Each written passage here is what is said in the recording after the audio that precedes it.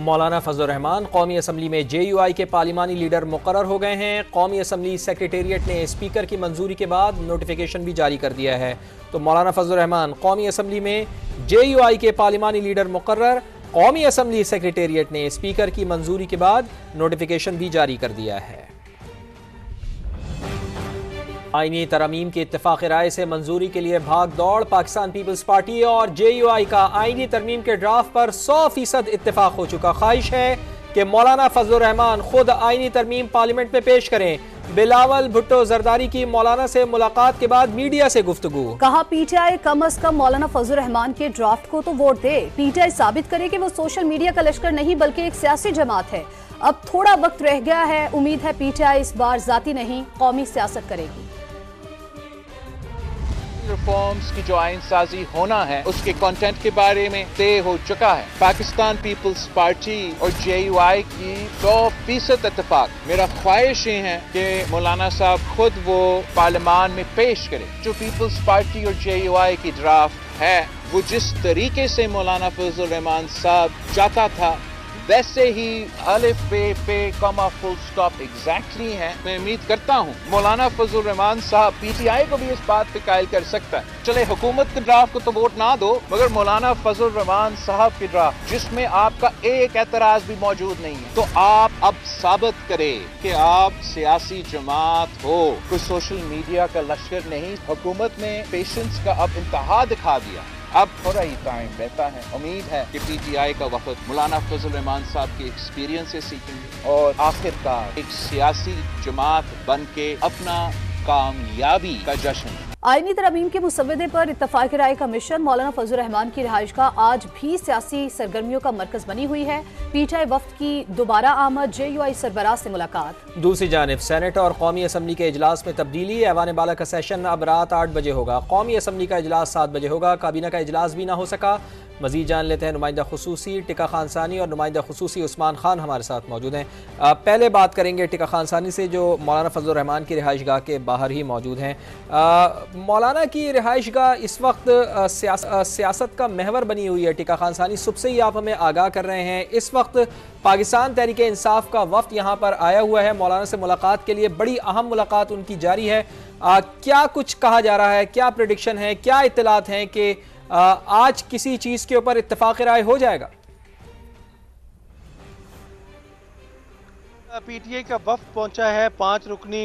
उनके तासरात तो यही बता रहे हैं कि आज किसी सूरत भी कंसेंसस नहीं होने वाला, किसी सूरत भी आमादगी नहीं होने वाली। ताहम अभी मुलाकात शुरू हो चुकी है मौलाना फजल रहमान से और इस मुलाकात में बानी PTI ने जो नरेट किया उनका जो मौक़िफ़ है वो इनके सामने रखा जाएगा।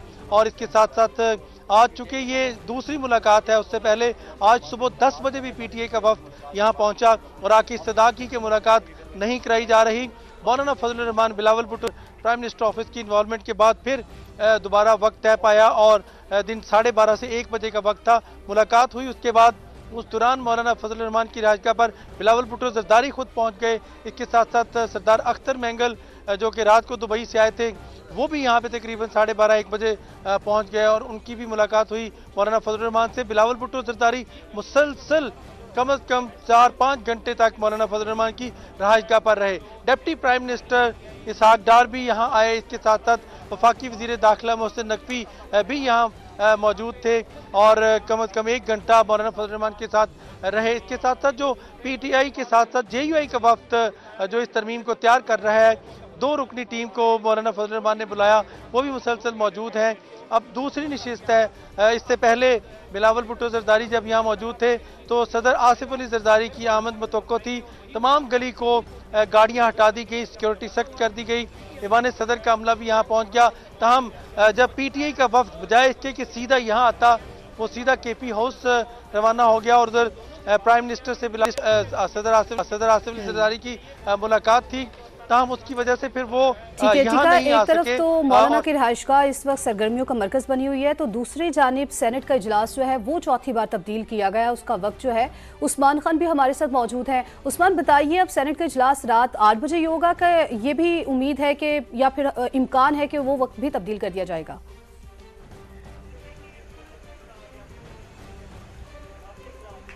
जी बिल्कुल, हम ये देख रहे हैं कि तारीख और ताखीर साथ साथ चल रही है और ये कई दिनों से ये सिलसिला जारी है कि इजलास का अनाउंस किया जाता है और उसके बाद फिर मुलतवी करना पड़ता है और कल से लेकर आज तक ये 6 बार जो है ये ऐसा हो चुका है और अब आखिरी दफ़ा जो है ये बताया गया है कि जो सेनेट का इजलास है वो भी 8 बजे होगा। इजलास भी जो कि 7 बजे होना था उसका भी ये शक का इजहार किया जा रहा है कि उसमें भी यकीनी तौर पर रद्दबदल आएगा और वो टाइम भी चेंज हो जाएगा। यहाँ पर चूंकि हम पार्लियामेंट में मौजूद हैं और ऐसे मौके के ऊपर जब कौमी यकजहती को सामने रखते हुए आईनी तरमीम लाई जा रही हैं, यहाँ पर बहुत ही सन्नाटा है। यहाँ पर नॉर्मली जहाँ हम खड़े हुए हैं पार्लियामेंटेरियंस की ये गुजर गया, यहाँ से अरकान पार्लियामेंट जो है वो पार्लियामेंट बिल्डिंग के अंदर जाते हैं और यहाँ से बाहर निकलते हैं। जो भी अरकान आ रहे हैं इतनी तेजी से डेवलपमेंट हो रही है कि अरकान पार्लियामेंट जो है वो खुद लाइलम है कि इजलास जो है वो मौखर कर दिया गया और उसका टाइम चेंज हो गया। तो इतनी गूमगू किसी सिचुएशन है कि किसी को कुछ समझ नहीं पड़ रही यहाँ पर, वो भले अरकान पार्लियामेंट हो या पार्लियामेंट का स्टाफ हो। सुबह से यहाँ पार्लियामेंट का स्टाफ भी बैठा हुआ है और हर थोड़ी देर बाद जो है वो नई डायरेक्शन आती है कि इस वक्त को जो है वो तब्दील करके शेड्यूल को रीशेड्यूल कर दिया जाए। तो चूंकि कैबिनेट का इजलास सबसे पहले होना है जो कि कई बार मौखर किया जा चुका है और जो शाम 7 बजे होना था उसको अब ये बताया जाए कि स्टैंड बाई पे है।